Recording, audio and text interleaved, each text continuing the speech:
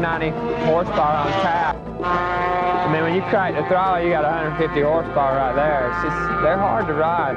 These guys are flat out, you know, they're trying, everybody's trying 110%, and the equipment's the best in the world, so, you know, you always got to stay ahead of the game in order to make everything work.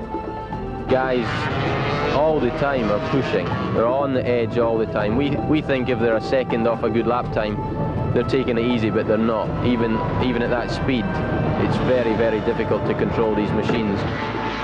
Hey, want to see a cool race? Dutch TT. Me and about 130,000 of my friends. It's going to be great. Go.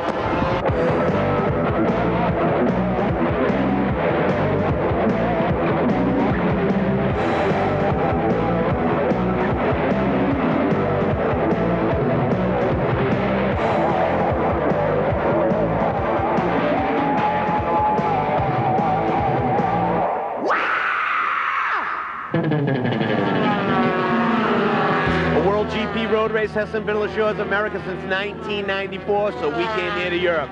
MW2, Assen, Holland. Check it out. This place is bathed in tradition. There is more than 150,000 spectators here in Assen, and it is going off. The race, called the Dutch TT, they've been running it since 1925. We're going to go behind the scenes with Team Lucky Strike Suzuki. We're going to focus on everything that they do in the course of their adventures, being World GP road races. When I say world, I mean everywhere. They talk kind of funny around here. And they think you talk funny. I don't understand it. We're going to follow all the guys in the pits and find out what sort of things go into bike setup, tires, chassis, suspension. These things have power. They weigh 300 pounds, but they have 200 horsepower. Ooh, I wouldn't want to ride them. They go like 200 miles an hour. But it sounds like a lot of fun, so we're going to be here to check it out. Mick Doohan's here, you know, that guy with the #1 plate? We're going to talk to him. You know, obviously I want to win as much as the next guy, but that's true. People want to beat the guy who's winning, and I'm no different than that. But hopefully I can make it 4 in a row. What about the boys on the Suzukis? Scott Russell, 3 times he's won Daytona 200. This guy is fast. Darrell Beatty, he's not riding. How come? Well, good excuse. Cracked my skull, sorry. You know, I really was hoping that this year I could, you know, be up there and try and fight for the championship, but things haven't gone right, and pretty much had a lot of crashes this year and just haven't really got it together. So, you know, we just got to stick our heads down and develop as much as we can for the remaining part of this year and come back next year stronger. He's not really that happy. So we're going to bring in for a Superbike rider, Terry Reimer. It's a wild card rider. Wild card, well, that means stand-in. He's not on the circuit, but he's going to come down here.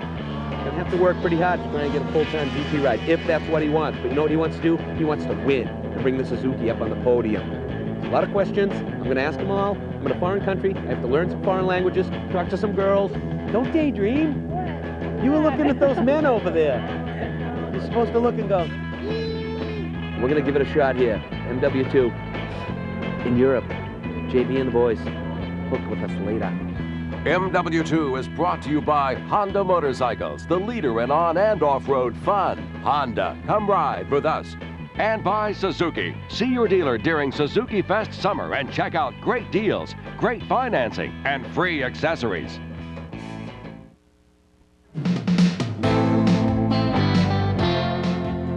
All right, I'm here hanging out in the pits with Randy Mamola. Randy, I got to get the scoop, the inside scoop on the GPs from Americans' point of view. Talk to me about Assen. Well, Assen, you picked one of the great venues to come to. You know, Assen's an old-time GP. I don't know how many years it's been running, but it's one of the best ones to come to. As far as atmosphere goes, it's like a football match. This is a big deal. This is a traditional thing, you know, kind of like Daytona. Yeah. More than Daytona, even maybe for Europe. So, you know, I like that traditional kind of thing. I'm pretty impressed with the amount of spectators, the tents just coming in here. What about the circuit itself? Very unique place. There's not many places to pass. It's a lot of bends, not corners. And fairly easy racetrack if you know how to ride a motorcycle properly. It's an easy place to make a mistake. It's not a real rider like doing racetrack. It's more of a technical racetrack where lines are very important. Keeping it on line is more important than actually riding a little harder. What is it about Assen that you don't really like? Just the nature of the racetrack. All the turns are banked, so it's very difficult to slide on banked turns. without it catching you out because the bike's already loaded up. And then the crown's in the road, you know, the transferring the weight, the bike wheel spins as you change over the crown. You can never get the bike perfectly set right. He's got the #1 plate. Everybody's talking about him. We're not here to do a story on Mick Doohan. Why do I have to ask you about him? What's up with that guy? He's the man, isn't he? Isn't he? He's earned it. He is the guy to beat. All right, everybody's always gunning for the guy with the #1. You've won 3 in a row. They'd like to beat you, but some say you can't be beat. Well, that's a little bit, that's taking it to the extreme, I guess. People want to beat the guy who's winning, and I'm no different than that. But hopefully I can make it 4 in a row. You know, you've got to say that Mick Doohan is a very, very fit man, and you'd be brave to bet on him in a race to the line, you know, against most people in this paddock. He's just the best. You know, he's in command all the time. You know, in the last few Grand Prix, he's been in command of the race. He dictates exactly how fast he wants it to go or how slow he wants it to go, and when it's time, he makes his move. What's kind of a surprise to me, I didn't even know that you use some hand brakes on your bike and there's some different modification. Can you just tell me about it? I had no idea.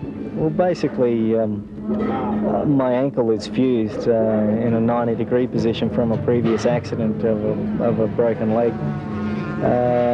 So that basically eliminates the use of my right ankle, where the foot brake is normally situated on a motorcycle. I tried experimenting with a few other positions and came up with the thumb brake. For me, it's worked out good, because without that, I definitely wouldn't have gone on to win a championship, let alone 2. It seems to be working pretty well, because when I see it go bombing by, I see that #1, you know, that's simple for me. #1, the winner, thumb brake, guess it's working. I don't think, well, cheers. What does Suzuki have to do to get in front of the Honda of Mick Doohan? Well, everybody has to lift their game. You know, Ryder obviously has to try his best, see if there's ways that he can learn to improve things, the way he's riding the bike, the way he's informing us of what the bike's doing. We have to react to that better, quicker, through the season, you know, from race to race. And the factory has to respond to our demands. Here's a little indication of things that have to go on. It's 2 days before the event. All the tech guys are buzzing around like bees at the hive. We're at Team Lucky Strike Suzuki. They're in there talking with Scott Russell now. Kind of cloudy, a little bit of rain. They're not into the rain tires yet. They're just getting everything dialed out here at the Dutch TT. This is going to be a great race. We're paying attention. A lot of money goes into this sport. It's fairly evident behind me in the Team Lucky Strike pits. Well, we've got about probably 10 to 15,000, probably 10,000 plus items on the truck, you know. So we can make a very different motorcycle. You know, if a rider wants something changed, we can change it. We've got typically 3 to 4 Japanese engineers from the factory at each race. Then we have tyre technicians from Michelin in France. We have suspension engineers from Japan, brake engineers from England. I mean, this is what it's about for them. It's about learning. From the factory's perspective, racing is to a large extent about pushing your engineers. You know? It's a different discipline to keep on top of racing than it is to design road bikes. Now, road bikes is a science in itself, but this is where they put a lot of their young engineers to really, really pressurize them. It's not easy sometimes. The factory would like us to develop more, but we need to know something is consistent, reliable, before we can race it. So it's an ongoing, very difficult thing. Ultimately, they go out into the Suzuki factory to build road bikes and design them, and that's, you know, they're thinking a year ahead, 2 years, 3 years ahead. You know, with say 20 people behind just 2 riders, it's a lot of guys out there working hard, and I guess that's what's so relieving or so great when you come in after winning a race and you know that you've not just pleased yourself, but you've pleased 20 people around you as well, and it's great to give them you know, a present as well. What are the costs involved with taking a major operation such as this in and out of foreign countries throughout the course of months on end? You wouldn't get a lot of change from probably $13 million to do this for a year. You know, with 2 riders, 2 top riders, with a good crew, moving this sort of equipment. We're talking about 6.5, 7 tons of equipment that we ship around. Now here we got 2 semis, you can see them. When we do the races outside of Europe, all that's put into 24, 25 air freight cases, and we ship them, and it ain't cheap. End of first day of qualifying here at Assen. A little surprise, Terry Reimer, 8th, Scott Russell, 11th. I'm happy with that, you know. Obviously I want to move further up, but there's not so much of a big time difference between me and like 3rd place, so we can still improve the bike and get going faster. We came here with a different setup from what we normally run and different geometry, and it didn't work so well, you know. And through the practice, I spent too much time on that bike, and then at the end, jumped back on the setup that does work, and it's too late. Tomorrow's another day, got another chance to see where you're going to end up on the grid. And you know what? Little Max Biaggi had a bit of a crash. You know that two-bike rule in the 250s? Well, they're probably rebuilding it. Next year, the 500s? Yeah, it will be surprise. I don't know. Right now, 18% is possible, but maybe it's possible also to 50. But I have to check. Is all the time is for change classes packet. It's not just bike or just team. It's everything around. But that has nothing to do with Team Lucky Strike Suzuki. We'll check back with you later on MW2.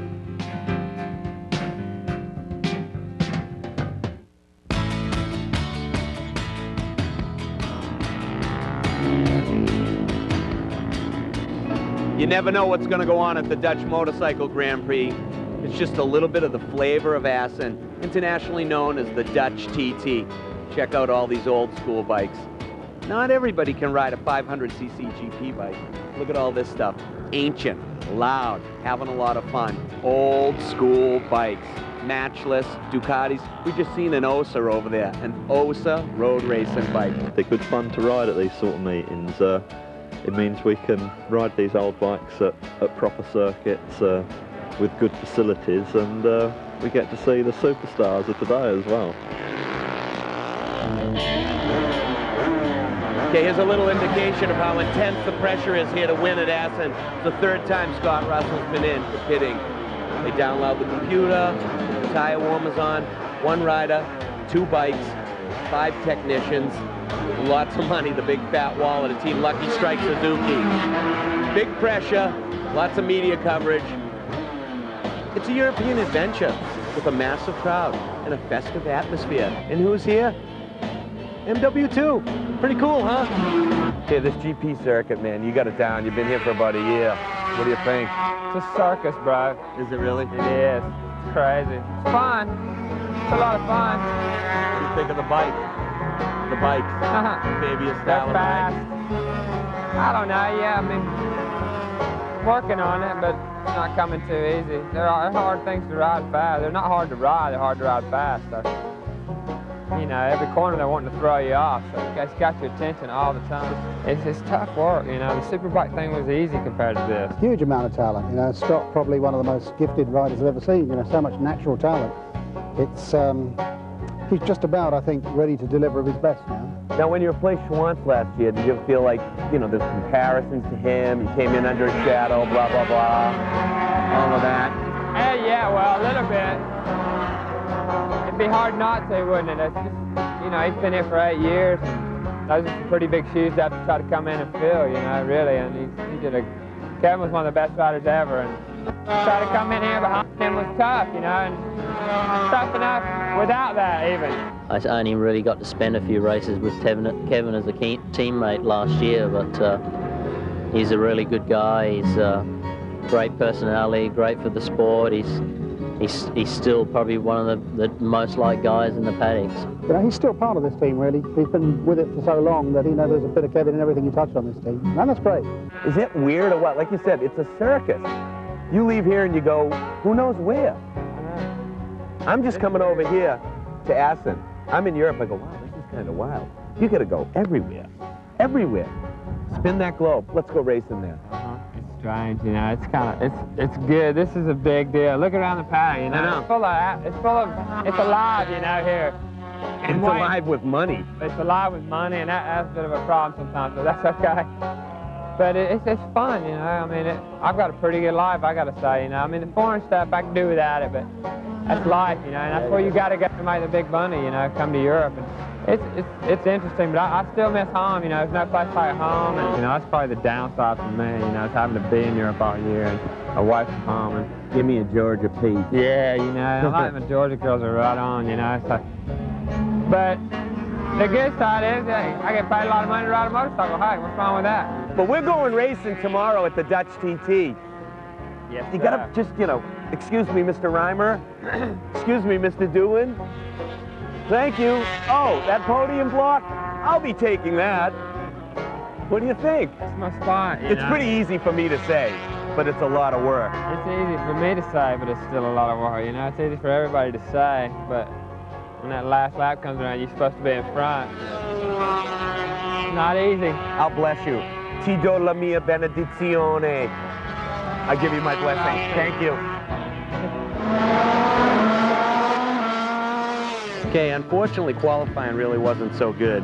Are you a little disappointed? Yeah, of course we're disappointed. You know, we were doing all right this morning. We qualified third this morning, but everybody's up their game. We didn't stay with them. You know? But the weather looks like it's going to rain, and wet weather suits us. So we're praying for rain. We do have a little dance tonight, bring some rain. You know. I think I was just trying too hard. I was a little bit too tense, but I was going around consistently fast. You know, like race set up, everything was good. The race is going to be great. I'm really confident for the race. I think the weather's going to change. It could even be a wet race, so I'm looking forward to that too. Okay, tell me how difficult it is for you to fill in as a wildcard rider here at Assen. That's pretty difficult because the 500 is so difficult to ride, you know, on the limit. You've got 190 horsepower, and things do 200 miles an hour, and they're pretty difficult to ride, you know, and I'm used to riding superbikes, which are a little bit heavier, not quite so fast. Okay. Filled in for Russell before in Italy, but you ended up DNFing. Is that something that's on your mind coming into this round at Assen? No, not really. Obviously, I was really disappointed for myself. Lucky struck Suzuki and everyone, all the mechanics, but at Mugello where I didn't finish. But there you go, it's one of them things. That's racing, you know. Anything can happen out there.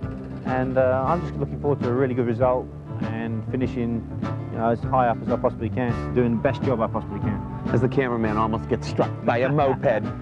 Okay, not many wildcard riders get another chance to come back in. We were just chatting about this when we walked down that way. You know, that must be on your mind. You said that you want to do your best. You set a goal. You don't want to go out and go balls out right in the beginning of the day. No, that's right. My sort of style is to actually, the way I motivate myself is to actually build up on things and try and suss things out and try and make the bike better. And then come race day, I'll be out there going for it 110%. My life has just become a personal hell on the 500 GP circuit, but I'm getting to hang with Team Lucky Strike. Right back on MW2.